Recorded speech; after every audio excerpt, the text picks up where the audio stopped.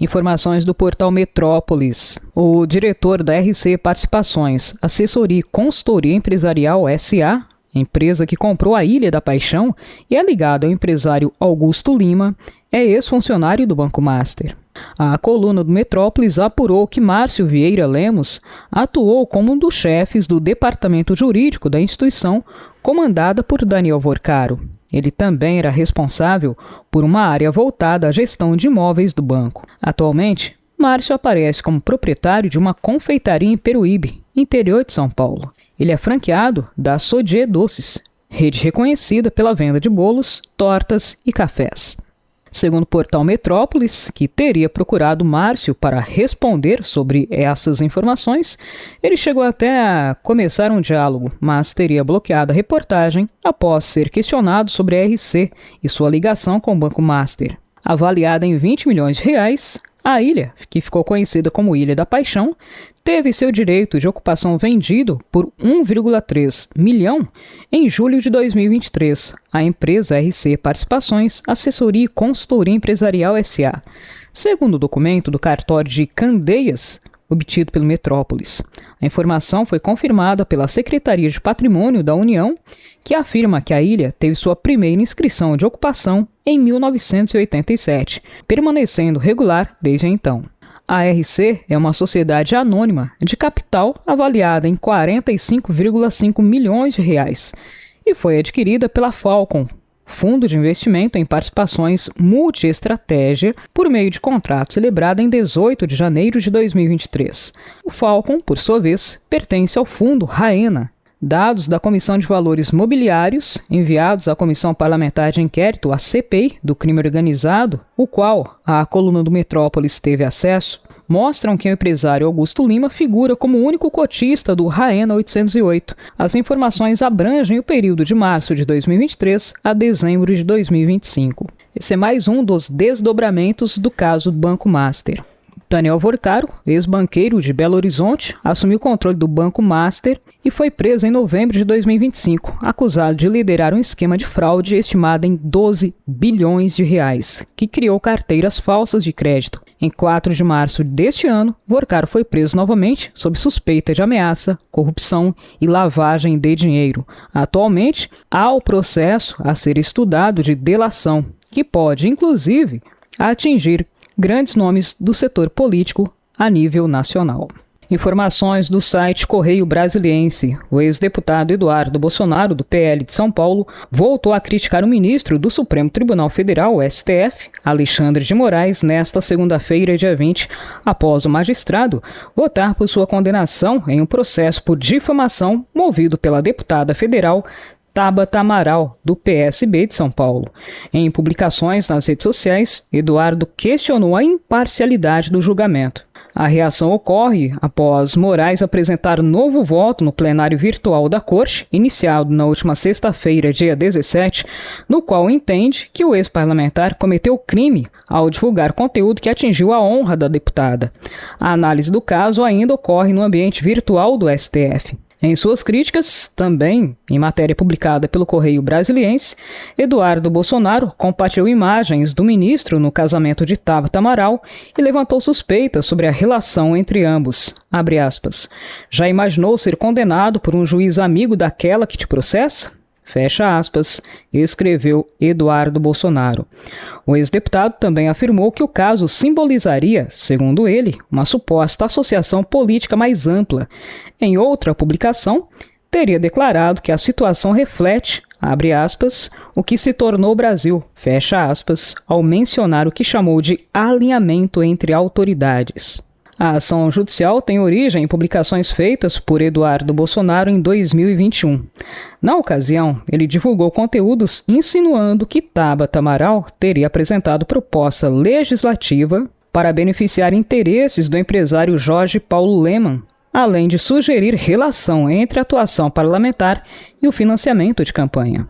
Muito bem, pessoal, vocês estão aqui no canal TV Diário na web, aonde as notícias não param de chegar e eu tenho muito mais notícias chegando aqui no canal. Vou pedir para você deixar o seu like aqui no canal e também deixar a sua opinião nos comentários do vídeo. Vou falar para vocês agora, pessoal, sobre o Supremo Tribunal Federal, eu quero mostrar para vocês o resultado de uma pesquisa que deixou o Supremo Tribunal Federal em alvoroço. É uma tremenda bomba. Você vai ver por que é que eu estou dizendo isso. Realmente é uma tremenda bomba.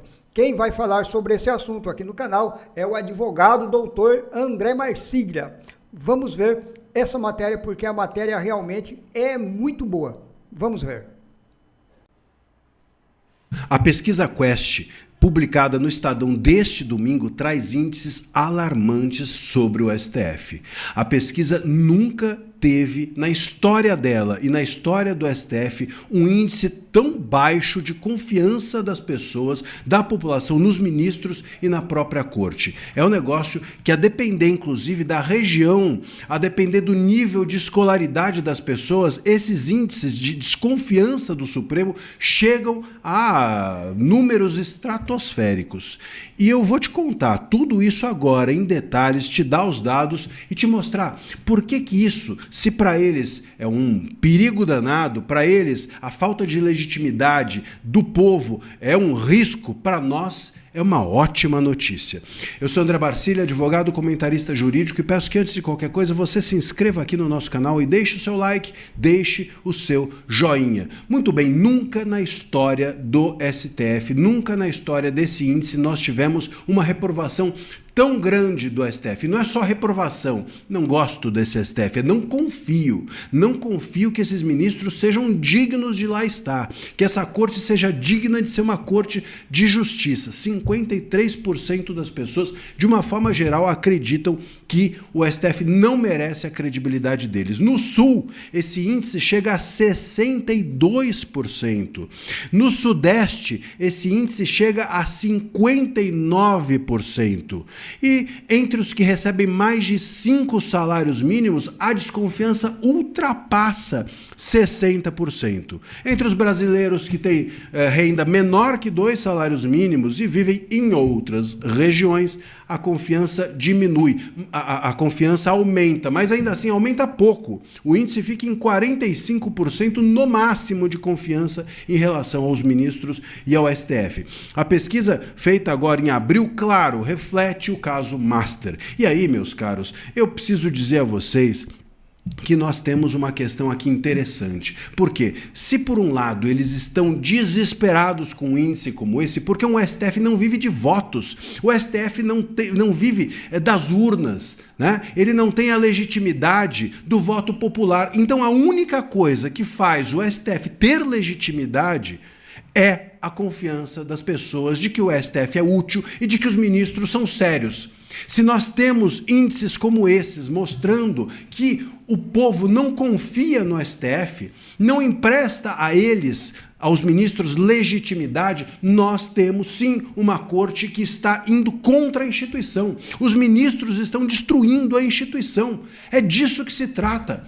E para nós isso é bom, por incrível que pareça. E por que isso é bom? Porque por mais que eles estejam se blindando, por mais que eles busquem se proteger, por mais que eles estejam se amparando, quase que eu disse uma palavra aqui que boa para ser preso, mas por mais que eles estejam se escudando nas autoridades, na troca de favores, e sabe-se lá mais em quê, diante do Senado, diante da Câmara dos Deputados, diante da OAB, diante das entidades todas, por mais que eles estejam ali se protegendo, meus caros, o negócio é o seguinte, não tem como virar a página dessa maneira. Não tem como eles falarem, olha, nós não fomos investigados, então fica por isso mesmo. Nós não temos aqui ninguém que tenha coragem de nos confrontar, então deixa para lá e siga a vida. Não tem como seguir a vida com o Supremo com uma confiabilidade tão pequena. Vocês percebem a questão aqui? Se nós não confiamos no Supremo, o Supremo não tem força. Não tem força. Alguém com poder, sem voto, só tem força e só tem legitimidade com a confiança. A confiança é a engrenagem de uma entidade como o Supremo Tribunal Federal. Portanto, eles sabem muito bem que essa pesquisa mostra que eles podem se blindar de investigações, de acusações, de prisões, de impeachments, mas eles não vão conseguir se blindar da desconfiança que nós temos neles. E aí, meus caros, ou a gente resolve, a gente que eu digo, o Senado com impeachment, o Ministério Público com investigação e prisão de ministros, se envolvidos, se culpados, ou nós não vamos conseguir seguir adiante com o Supremo, que está debaixo de uma desconfiança extrema como essa.